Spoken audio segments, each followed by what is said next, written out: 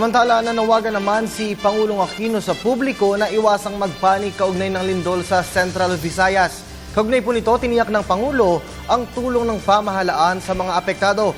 Kasabay po yan ng direktiba sa mga kinaukulang ahensya na tutukan ng kaligtasan ng mga apektadong residente. Ang detalye ng balita mula po sa aming kasamang si Rocky Ignacio via phone patch. Rocky, magandang hapon sa'yo.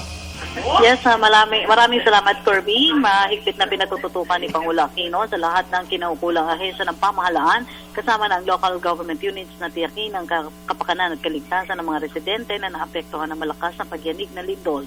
Dumating ang Pangulo sa Tagbilaran, Bohol upang alamin ang estado ng naturang lalawigan matapos ang 7.2 magnitude na lindol kasama ang Cebu at iba pang bahagi ng Bicol.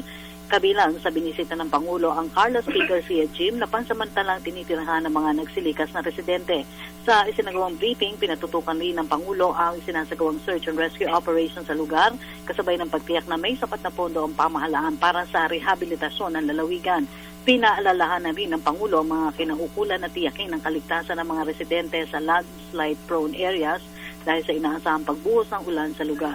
Bagamat iniulat ni PUIBAC Director Reynaldo Solidum na wala nang inaasahang panganib ang nararanasang aftershocks, nais pa rin ng Pangulo na matiyak ang kaligtasan ng mga residente bago magsibalik sa kanilang lugar.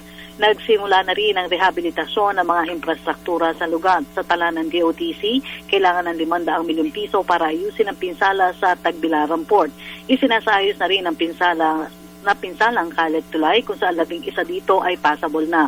Mahalaga kasi ang pagsasaayos ng kalsada tulay para sa pagpapadala ng supply ng bigas at pagkain. Nagbabala naman ng Regional DTI sa mga retailers na magtataas ng presyo ng bottled mineral water sa lugar na tinamaan ng lindol. Sa supply ng kuryente, iniulat sa Pangulo na 75% ay inaasahang may babalik ngayong hapon, habang nalalabing 25% ay sa loob ng 2 hanggang 3 linggo. Utos na rin ng Pangulo ang pag-aaral kung anong tulong ang magagawa ng gobyerno para isaayos ang historical landmark sa Bohol.